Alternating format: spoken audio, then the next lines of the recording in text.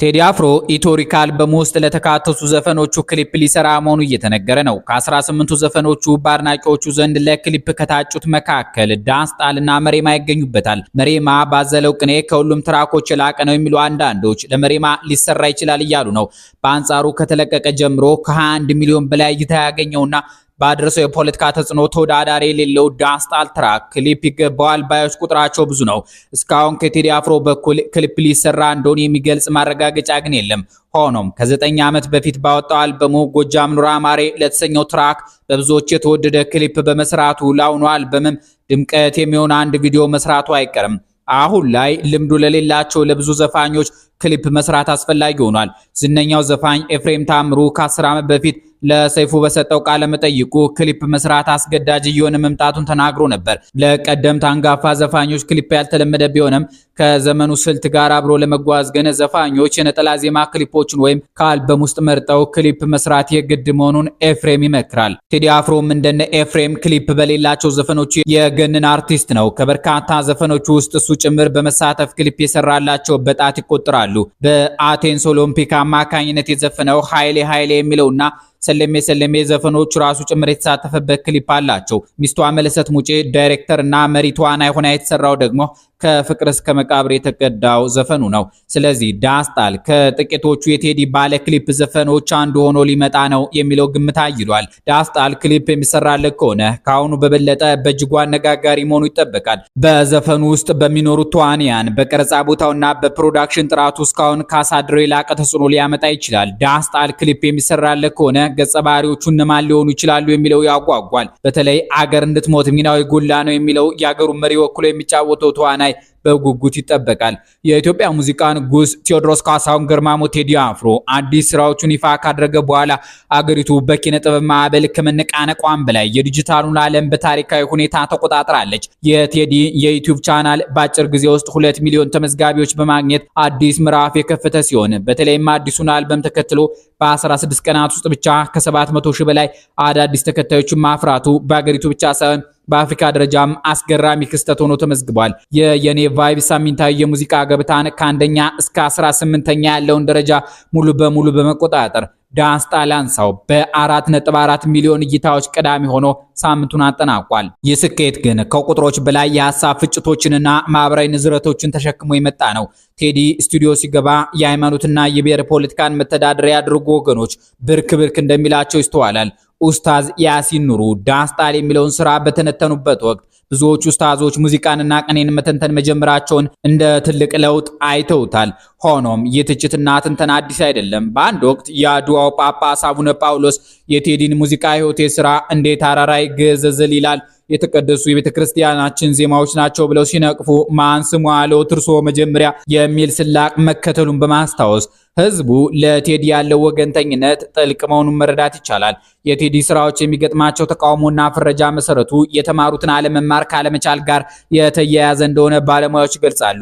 አሜሪካዊ ጸሐፊ ኤልቪን ቶፍለር የ21ኛው ክፍለ ዘመን ማይም ማንበብና መጻፍ የማይችል ሳይሆን የተማረው መልሶ መማርና አዲስ ዕውቀትን መቀበል የማይችል ነው እንዳለው እኛንም የቀፈደደን በትናንት ትርክትና ጥላቻ የታጠረ ሱት ዕውቀት ነው። ዳንስጣል የተሰኘው ስራችንን የሚጠልፉትና የሚወረውሩ ድንጋዮች የሚመነጩት ታሪካችንንና የምንወቅሰውን ሰው ማንነት መልሶ ለማየት ካለመፈለግ ልግመት ነው። ቴዲ አፍሮ ግን ከፍረጃዎችና ከቡድናዊ ጥቅሞች የላቀ ሃይማኖት የግል ነው፣ አገር የጋራ ነው የሚለውን ሰፊ ሐሳብ የሚያቀነቅን ጠቢብ ነው። በሸመንደፈር ሙዚቃው ክርስቲያን ሆኖ ሳለ እኔ ልማል ባላ አንቺን በቁልቢ በማለት በእምነት ከማይመሳሰሉት ጋር በፍቅርና በመዋደድ መኖር እንደሚቻል በተግባር ሰብኳል። አገር ያህላል ከፍ ያለ ፍቅር የሚለው መርሁ አድማሱ የሰፋ ሀገራዊ ልብ ታደለ ሰው መሆኑን ያሳያል። በአሁኑ ጊዜ ፖለቲከኞችና ካድሬዎች በጮትና በስድብ በሚንጨረጨሩበት ብኩርናቸውን በምስር ወጥ የሸጡ ባሪያዎች የስድብ ጽሑፍ በሚያመጡበት በዚህ ግራ የተጋባ ዘመን የቴዎድሮስ ካሳሁን ገርማሞ ቴዲ አፍሮ ዝምታ ግን ክራስ ደጀን የገዘፈ ሆኖ ይታያል። ይህ ግዳንግድ ዝምታና ጥበብን ብቻ መሳሪያ አድርጎ መቆም የኢትዮጵያ ሙዚቃ በዓለም አቀፍ ደረጃ ከፍ ከማድረጉም በላይ በሚሊዮኖች ልብ ውስጥ ያለው ድጋፍና ፍቅር የማይናወጥ መሆኑን ዳግም አረጋግጧል። በእምነትና በፖለቲካው መስክ ባሉ ግለሰቦች መካከል የሚታየው ክርክር በተለይም በቴዲ አፍሮ አዳዲስ ስራዎች መነቃቃት ማግኘቱ የጥበቡን ዘርፈ ብዙ ተጽዕኖ ቁልጭ አድርጎ ያሳያል። የጥላሁን ጉግሳና የናኒ አዶናይ ምልከታዎች ቴዲ አፍሮ በስራዎቹ የሚዳሰሳቸውን ሃይማኖታዊና ፖለቲካዊ ጭብጦች ተከትሎ በህዝቡ ዘንድ የሚፈጠሩትን ጥልቅ የሐሳብ ፍጭቶች የሚወክሉ ናቸው። በሃይማኖታዊው ክርክር በኩል የቴዲ አፍሮ ሙዚቃዎች መጽሐፍ ቅዱሳዊ ቃላትንና መንፈሳዊ መዝሙራትን አጣቅሰው መቅረባቸው በአገልጋዮች መካከል ያለውን የሐሳብ መከፋፈል አጉልቶታል። ጴንጤው ጥላሁን ጉግሳ ለዶክተር ዮናስ ያቀረበው ጥያቄ ቴዲ አፍሮ ጽዮን ሙሽራዬ እያለ በሚዘፍንበት ጊዜ አገልጋዮች ይህን ስራ ከወንጌል እውነት ጋር ቀላቅለው አምስተኛ ወንጌል እስከ ማለት የሚያደርሳቸው የድፍረት ጥግ ከየት መጣ የሚል ነው። ዘማሪው ዶክተር ደረጀ የዘመርኩትን አልኖርኩትም እያለ ፖለቲካዊ አቋምን በዘፈን አስታኮ ለሚመጣ ጥበብ እንዲህ ያለ መንፈሳዊ ከፍታ መስጠት መጽሐፍ ቅዱሳዊ መሆኑንም ጥላሁን ጉግሳ ይሞግታል። በሌላ በኩል ዲያቆን ሄኖክ ኃይሌ ዘፈን ኃጢአት ነው በሚል የሰጡት ግልጽ አቋም ቴዲን በመሰሉ የጥበብ ሰዎች ስራ ውስጥ መንፈሳዊነትን ለሚፈልጉ ወገኖች እንደ ጠንካራ ማሰባሰቢያ ተወስዷል።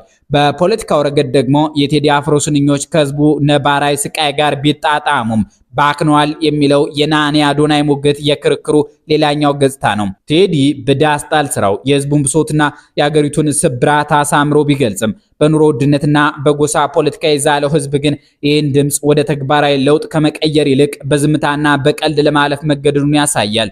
ቴዲ ባሳደገኝ ቀዬ ባይተዋር ሰው ሆኜ እያለ የዜጎችን ስቃይ ሲያዜም፣ በመንግስት በኩል ያለው ምላሽ ግን ይህን ብሶት እንደ የመንግስት ግልበጣ ሙከራ አድርጎ የመተርጎም ዝንባሌ መሆኑ አደገኛ አዙሪት ፈጥሯል።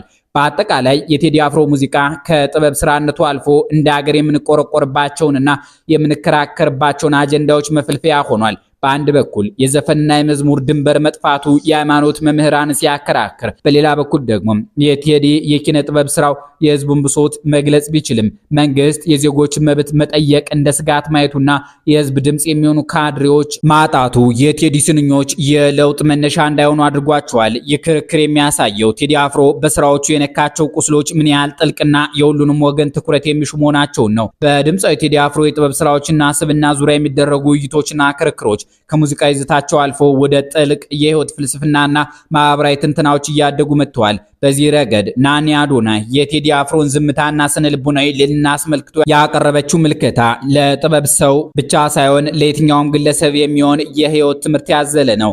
ናኒ የቴዲን ዝምታ በሚከተለው መልኩ ትተነትነዋለች። የቴዲ ዝምታ አያስገርማችሁም? አያስቀናችሁም? እንዲህ አይነቱ የስብናና የስነ ልቡና ልዕልና ላይ መድረስ ዝም ብሎ የሚመጣ ሳይሆን ራስ ላይ በትጋት መስራትን ይጠይቃል። በሚሊዮኖች የሚቆጠር ደጋፊና ተከታይ ያለው፣ በዚያው ልክ ደግሞ በማህበራዊ ሚዲያም ሆነ በተለያዩ መድረኮች ከፍተኛ ትችትና ውንጀላ የሚሰነዘርበት ሰው ሆኖ ሳለ እስከዛሬ አንዲትም ቃል መልሶ ለመከላከል ወይም ለማብራራት አለመሞከሩ እጅግ አስገራሚ ነው። ሌላ ሰው ቢሆን በተለይ የሚዲያ ሰው እንደ ቴዲ በሚሊዮን ጉዳዮች ሲወቀስ ሲወነጀልና ሲተች በየመድረኩ ማብራሪያ ሲሰጥ ይገኝ ነበር። አንድ ሰው ስሙ ሲጠፋና ሲወቀስ በደመ ነፍስ ራሱን ለመከላከል ይገፋፋል።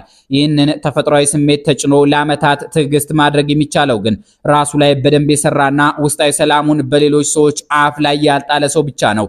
ቴዲ ማን እንደሆነና ምን እንደሚሰራ በራሱ ለሚተማመን የሌሎች ሰዎች ትርጓሜ ወይም ፍረጃ ማንነቱ እንደማይቀይረው ያውቃል። ዛሬ የሚወሩ ወሬዎች ነገ እንደሚረሱ፣ እውነት ግን ቆይታ እንደምትገለጥ ይረዳል። እውነተኛ ሰው እውነት በራሷ ትቆማለች የሚል ጽኑ እምነት አለው።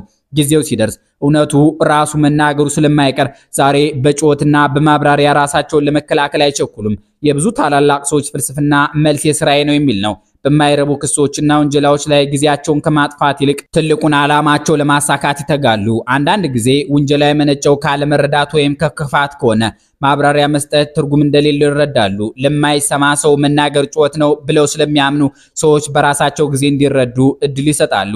ከሰው ጋር በመላተም የሚመጣውን ውጥረት ከማስተናገድ ይልቅ በዝምታ ውስጥ የሚገኘውን የውስጥ ሰላም ይመርጣሉ። ክብራቸው ያለው በሰዎች አመለካከት ሳይሆን በራሳቸው ሕሊና መሆኑን ያውቃሉ። ዝምታ ደካማነት ሳይሆን ራስን የመግዛት ትልቁ ጥበብ ነው። ስንቶቻችን ነን ይህን ጥበብና ስብና እንዲኖረን ራሳችን ላይ እየሰራን ያለን? ናኒ አዶናይ መልእክቷን ስታጠቃልል ከምታደንቋቸው የጥበብ ሰዎች ስራቸውን ብቻ ሳይሆን ጠቃሚ ላይፍ ስታይላቸውንና የህይወት ፍልስፍናቸውን ውሰዱ በማለት ለሁላችንም የእህትነት ምክሯን ትለግሳለች። በድምፃዊ ቴዲ አፍሮ የሙዚቃ ስራዎች ዙሪያ ጥልቅ ትንታኔዎች እንደቀጠሉ ናቸው። ግጥሞቹንና የባለቤቶቹን ሐሳብ በስፋት በማካተት አንዳንዶቹን እንመልከታቸው።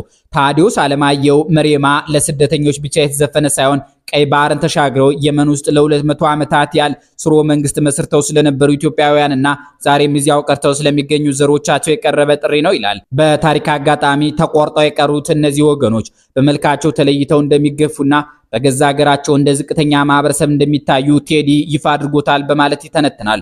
ዘፈኑ ሲጀምር ማዶ ባበል የመን በሰና ከተማ ውበትሽና ያለው ሶጣ አስገባ እንደ አፋር አፍሌታ የጠየመው ፊቴን ሌላው ቢቀር እንኳን ኤው ማንነቴን በሚሉ ስንኞች በሰና ጎዳና ላይ መጥረጊያ ይዛ የምትቆዝመውንና አንገቷን ደፍታ ስለምትሄድ ቀና ብላ የማታየውን መሬማን ማንነቷ እንድታስተውል የቀረበ ልመና ነው። ቴዲ ላላ አትበኝ በቃ አይሆንም ጠጋ ብለሽ አውሪኝ እስኪ ያለሽበትን ሁኔታ እያየሹ በትካዜ የምትጠርጊው ጎዳናውን በማለት ወገኑን ሲቸግር አይቶ ማለፍ ያልቻለ ኢትዮጵያዊ ሆኖ ይቀርባል። ታዲዮስ ሲቀጥል ቴዲ የመሬማን ስም ያወቀው ስሟን ጠይቄ ብጠራት አትዞር ብከተላት እንደሚለው ከአካባቢ ሰዎች ጠይቆ መሆኑንና ሊብናን፣ ቤሩት፣ ካታር፣ ባህሬን፣ ሳውዲ፣ ዱባይ እንደሚያዝነው ልቤ እህት ወንድሜን ሳይ በሚሉት ስንኞች የመሬማን ህመም በሌሎች ሀገራት ካሉ ወገኖቹ ስቃይ ጋር ማነጻጸሩን ያነሳል። ይህ ስራ ግዛት የማስመለስ ምኞት ሳይሆን የታላቋ ኢትዮጵያ ከራሷ አልፋ ደሞቼ ናቸው የምትላቸውን ልጆቿን የምታስከብርበትና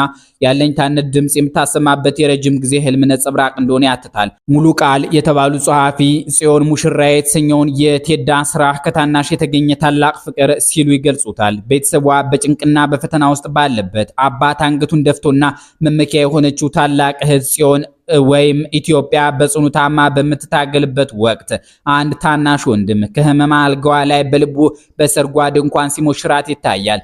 በአርማሽ ሰረገ ጽዮን ሙሽራዬ የቄዳር አበባነሽ ኢትዮጵያዬ ባለሶስት ቀለም ነጥላሽ ጥሎቱ አንቺ አይደለሽም ወይ የፍቅር እናቱ በሚሉ ስንኞች ህመሟ ውበቷን እንደማያወይበውና እርሷ የፍቅር እናት መሆኗን ያስረግጣል። ሙሉ ቃል እንደሚሉት ቴዲ አፍሮ ቆመው ለሚታዘቡት ሁሉ እልል እንደማለት ጽዮን ስትዳረ ሰው እንዴት ይቆማል ዝም ብሎ ከዳረ በማለት ቀስቃሽና አድማቂ ሆኖ ይቀርባል። የካባዋ ሙካሽ ቀዩ ጥብጣም ሲያምርባት እያለ የታየውን ተስፋ ለሌሎች ሊመሰክር የቶለም ዘለም ትላለህ አምሳለ ጾቢትን ስንድር እያየህ በማለት ሁሉንም ወደ ድግሱ ይጋብዛል። በመጨረሻም እረግኔ ሰው መሆኔ ምን ልስጣት ለሽልማት የሚለው ቃል እስከ ሞት የሚወድ ታናሽ ወንድም በነፍሱ ተወራርዶም ያልረካለትን ጥልቅና ታላቅ ፍቅር የሚገልጽ መሆኑን ሙሉ ቃል ያብራራሉ።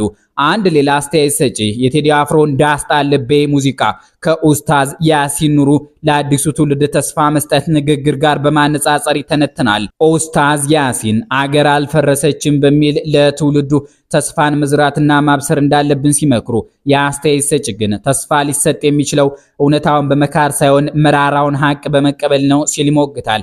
ቴዲ አፍሮ እህያሉ ነዶ አገር የሞተበት የት ያለቅሳል ሄዶ አክሱም ላሊበላን ባንድ አለት አጽንቶ አልራመዳለ አገር ተለያይቶ በሚለው ስንኝ እየነገረን ያለው ስለ ስነልቡና ውድቀት ሳይሆን ስለ ፖለቲካዊና ማህበራዊ የህልውና ቀውስ ነው ይላል። ባሳደገ ቀዬ ባደኩበት መንደር ባይተዋር ሆኛለሁ እንደሌለው አገር የሚለው ስንኝ ዜጎች በገዛ ሀገራቸው እየደረሰባቸውን ያለውን መገለል በትክክል ይገልጻል። አስተያየት ሰጪው አያይዞም 12 ሆና አንድ ነብር ፈጃ ዝምታ ለበግማ አልበጃት የሚለው ግጥም የህግ የለሽነት መዘዝን እንደሚያሳይና እንዴት አቀርቅሬ ባንዲራዬን ላንሳት የሚለው ስኒ ደግሞ የቀደምት አባቶች ክብር መዋረዱን የሚያነሳ መሆኑን ያብራራል። በመጨረሻም እውነተኛ ተስፋ ሊገነባ የሚገባው ስህተቶችን አምኖ በመቀበል ፍትህን በማስፈንና እኩልነትን በተግባር በማስረገጥ ላይ እንጂ በሐሰተኛ ማጽናኛ እንዳልሆነ ትንታኔውን ያጠቃልላል። አበቃን። ሰላም ይስጥልን።